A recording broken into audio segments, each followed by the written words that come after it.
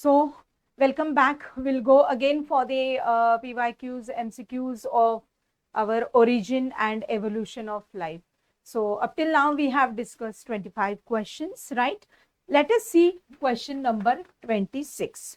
Okay. Which of the following determines the Hardy-Weinberg equilibrium? Okay. So, you know that Hardy-Weinberg equilibrium we are having, that is p square plus 2pq plus q square is equal to 1. Okay, so what should be your answer? Your answer here is this. Straight away you have to remember this. Okay, next.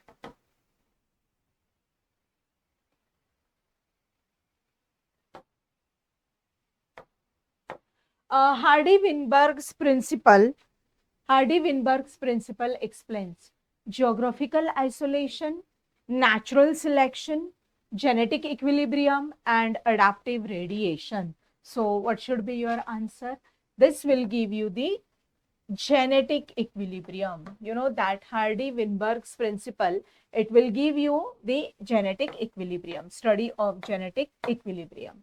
Hardy-Weinberg's equilibrium will not occur in a population which shows the presence of dash. That is, what are the things given here?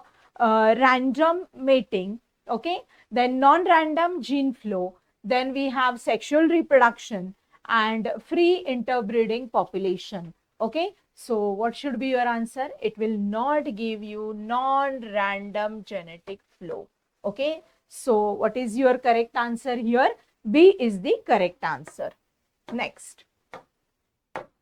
Which one of the following shows the example of analogous organs? Number 1, wings of butterfly and birds, then wings of birds and flippers of whale, then heart of the bird and heart of the lizard, then thorns of the bougainvillea and tendrils of the cucurbita plant. So, what they are asking us, that is of analogous organ. So, wings of the butterfly and birds, this is the ideal example of analogous organ. So, students, you are supposed to remember what are analogous organ. At least give 5 examples of analogous organ. What are homologous organs? Then what are vestigial organs? Make the list of vestigial organs, right? It is very, very easy and you should know what is adaptive radiation, okay? What are convergent evolution? What is divergent evolution? All these terminologies, please go through the definitions, right? So here our answer is wings of the butterfly and wings of the birds. Next, a reptilian characteristic, that is Archaeopteryx, is forelimbs modified to wings, okay, then skull bones completely fused, then jaws with homodont teeth, and hind limbs with the opposable first toe. So, what are the reptilian characteristics here? That is jaws with the homodont teeth. Okay, please remember the connecting link and what are the characteristics between the previous group and for which will be the another one, right? So, your answer here is C. Next, woolly mammoth in Siberia. Okay, woolly mammoth in Siberia is the example of dash fossil, right? So, what are the options given here? Molds, next is cast, compression, and actual remains, right? So, students, you know, all these things we study in the paleontology. We study about the fossils, we study about the deposition, we study about the different types and all. Okay, so what they are asking here, woolly mammoth in Siberia, this is the example of, so this is the example of actual remains, right? So your answer here is D. D is the correct answer. Next. Which one of the following is not true with respect to the homologous organs?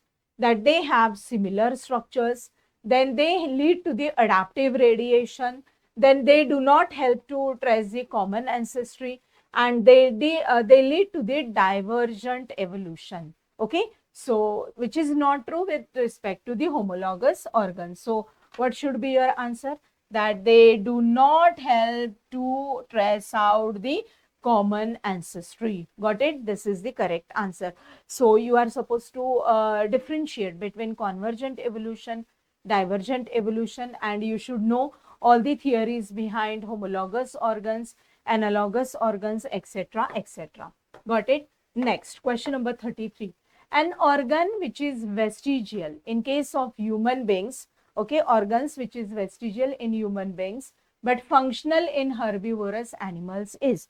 Let us see what are the options given here. Okay, let me see what are the options here. Cecum, then colon, okay, then you have vermiform appendix, okay, and duodenum, right? So you should know what are the correct options which are given here. So your answer here is straight away vermiform appendix. Okay, please student list all the organs, all the vestigial organs, that is vermiform appendix, then the coccyx bone, nictitating membrane. Okay, so all these are the ideal examples in the human body. Many more you can hunt for even rest of the animals as well. Okay, select the incorrect statement regarding the morphological evidences of evolution from the following. So read the statement here correctly. What is statement number 1? Analogous organs are the results of convergent evolution. Homology indicates the common ancestry. Then sweet potato and potato are the examples of analogous organs. Then flippers of the penguin and dolphin, these are the they have the are homologous organs. So what are the things here, and just select the correct one. So you have D is the correct answer. Okay, these are morphological evidences which are giving you the incorrect step. Next, flippers of the penguin and dolphins, these are the example of convergent evolution, industrial melanism, natural selection, and adaptive radiation.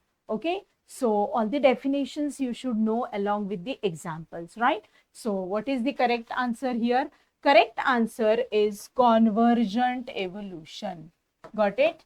So you should know that diversity you are getting from the common ancestors, right?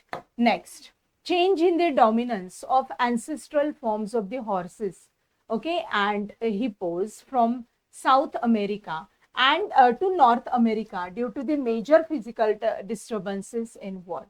Genetic drift, continental drift, allopatric speciation, and sympatric speciation. Okay, so you should know the difference between allopatric and sympatric speciation. So your answer here is straight away the continental drift. You know that on the earth initially or the land was together, and then you have the formation of what here? Different regions. So what should be your answer here? Your answer here is B. B is the correct answer. Next, question number 37. Question number 37 here. Following period is included in the Paleozoic era of the geological time scale. So student, what I want here, you should do the geological time scale very perfectly. Azoic era, then you have Proterozoic era, then you have Mesozoic era, Paleozoic era, Cenozoic era. Then we are getting the different periods also in this, and you should know what are the things here in the evolution of plants, evolution of different animals, and everything you have to remember here very perfectly. Okay, so in the geological, so please remember the geological time scale perfectly. Okay, so what they are asking here, following period is included in Paleozoic era of geological time scale. So you should know the correct answer here. Correct answer here is C, Ordovician, right? So this will be the correct answer. Next, which one of the following belongs to New World monkey? You have to differentiate between New World monkey and Old World monkey. What is the dentition pattern? What about the tail? What about the face? What about the position of the eyes? What about the posture? Everything you will be remembering here. Okay, so baboons, macaques, then spider monkey and langurs. Okay, so what is your correct answer? Your correct answer is C. Okay, New World monkey. Next.